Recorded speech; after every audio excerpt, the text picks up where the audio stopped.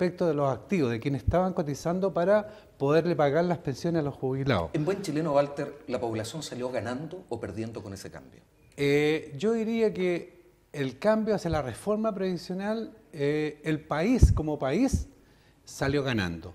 Las cifras que nos entregan las AFP después de casi 30 años de funcionamiento dicen de que tenemos un fondo acumulado que va más allá del PIB nuestro, más de 115.000 millones de dólares acumulados en fondos de los trabajadores, que el mercado chico de capitales chileno se le hizo chico y por lo tanto casi el 50% de esos fondos de esos capitales están hoy día puestos en el extranjero.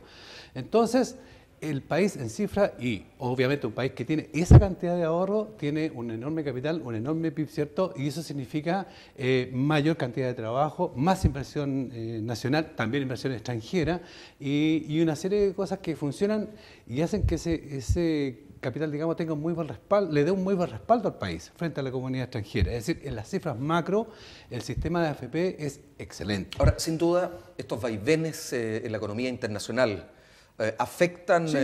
Sí, pero hay respaldos importantes que deben seguirse trabajando y mejorando, pero cuando han habido bajas, como el año pasado, que perdimos casi un 27% de nuestros fondos acumulados, los respaldos, siempre el Estado va a ser aval, digamos, de este tema, y los trabajadores pueden estar tranquilos de que ese dinero va a estar ahí. ¿Y el Estado responde no como aparece en la letra chica de los bancos? No, responde, en este caso responde. 100%. Así es. Ahora, lamentablemente, y eso tenemos que decirlo, y por eso se creó esta reforma, esta segunda gran reforma, esas grandes cifras macroeconómicas no se vieron lo suficientemente reflejadas en las cuentas de capitalización de cada trabajador.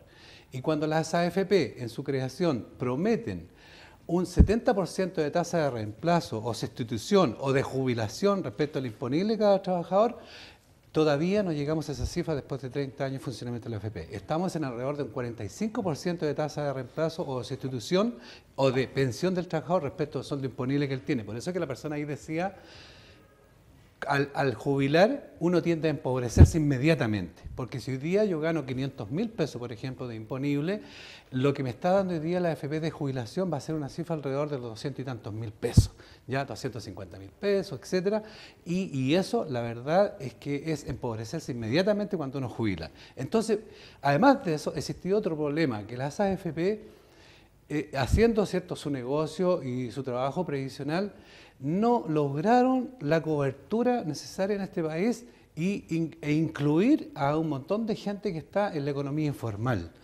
Ya vemos pirquineros, taxistas colectiveros, pescadores artesanales, temporeros, toda la gente que trabaja honorario. Los que no cotizan. Que son de la economía informal, que a veces cotizan y que otras veces no cotizan ya, quedaron fuera del sistema. También están los ancianos, los adultos mayores, por supuesto, aquellos que se les acababan los fondos y no tenían digamos, cómo poder jubilar. Y esa gente fue la que captó principalmente esta reforma. Bueno, y el Estado tiene allí un rol importantísimo, fundamental. Supuesto. Es un segmento muy importante que no puede quedar fuera. Ahora, eso fue justamente a lo que apuntó esta segunda gran reforma previsional. Fue una petición de la ciudadanía para poder reformar este sistema que teníamos hoy día, que con grandes cifras en lo macro, que hacía ver un país muy lindo, pero que no estaba siendo reflejado en la población. Por eso se creó esta reforma previsional y está beneficiando.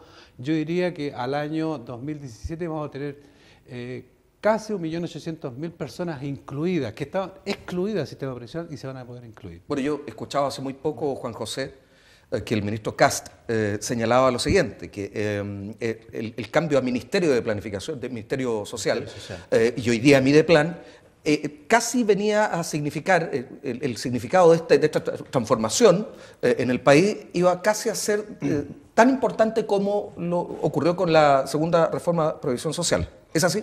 Lógico, porque son temas también que se conectan.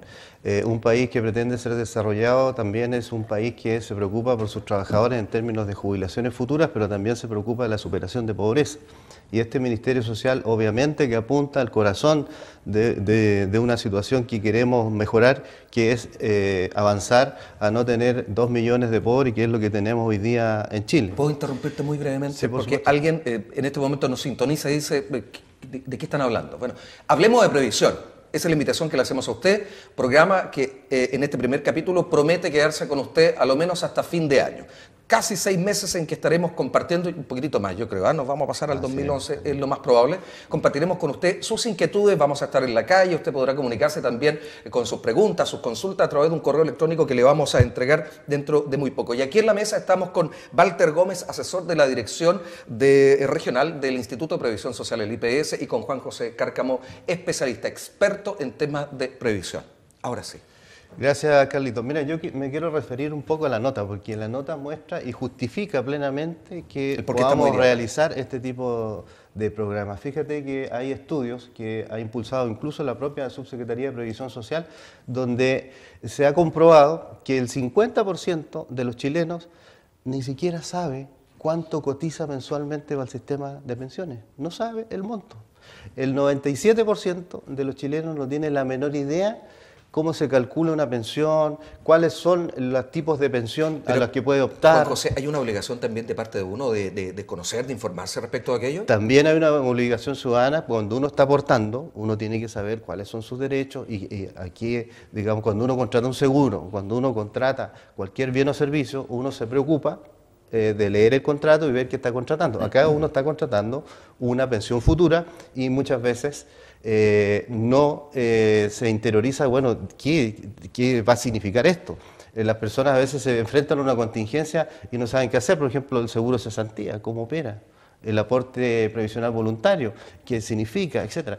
Y por eso estamos muy satisfechos de poder hacer este programa, porque vamos a dar respuesta a muchas de las personas que veíamos ahí en la cápsula que no tienen conocimiento o tienen conocimientos muy básicos de determinados temas, y eso significa que no van a poder ejercer su pleno derecho, que significa acceder a este tipo de beneficios. Por ejemplo, esto cuando uno compara los sistemas previsionales, la cosa no es tan lineal, porque hay que verlo en su contexto, dado que aún no hay jubilaciones que correspondan a personas que han cotizado toda la vida en la AFP. La mayoría de las jubilaciones hasta ahora tienen una mixtura entre gente que cotizó en la caja de previsión con parte de AFP, y por tanto hay una figura que se llama bono de reconocimiento, que era la manera de reconocer los periodos cotizados en alguna caja de previsión.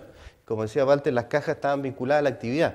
Tú antes, por ejemplo, si eras empleado particular, tú cotizabas en la caja de empleados particulares. Si eras empleado público, en la caja de empleados públicos.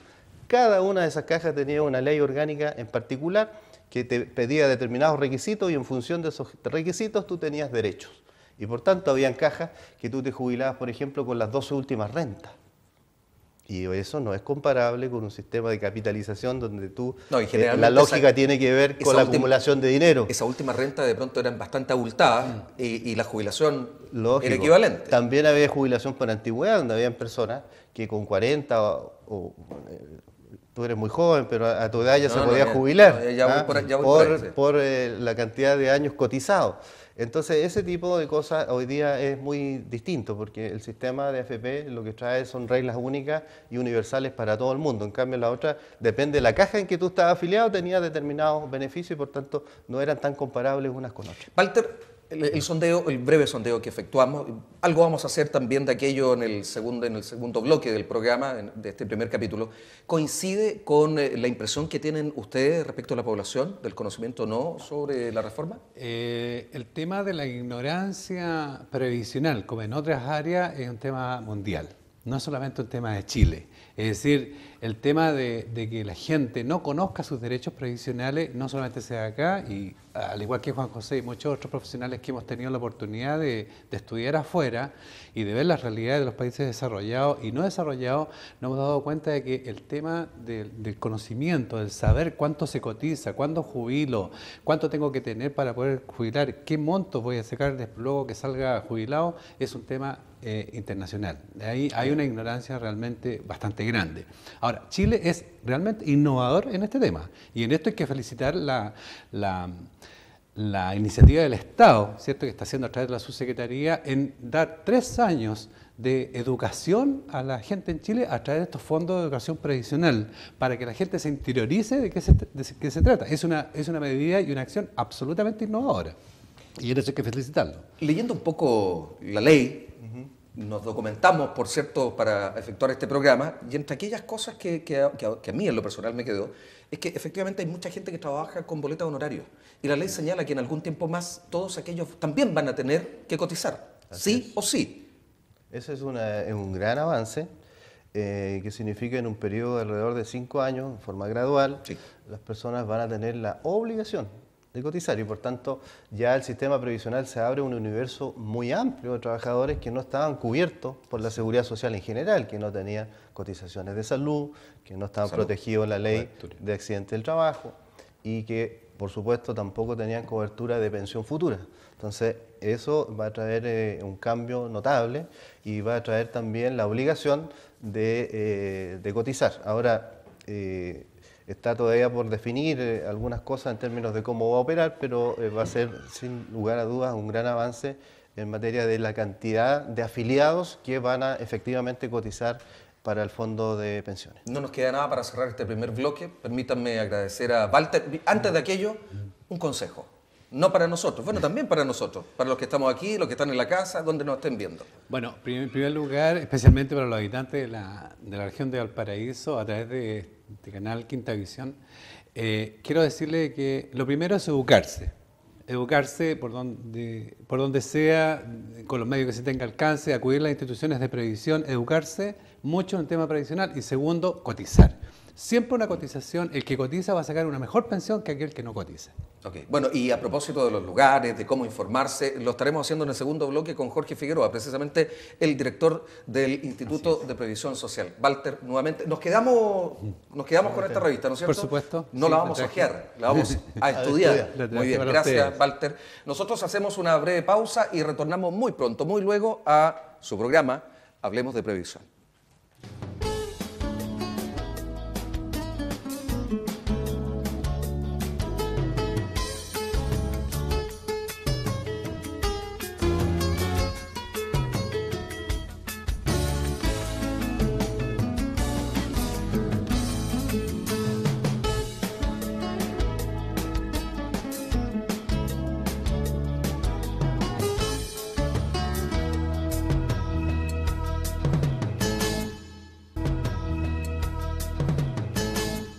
Se lo anunciamos, breve pausa para estar de vuelta en nuestro canal conversando.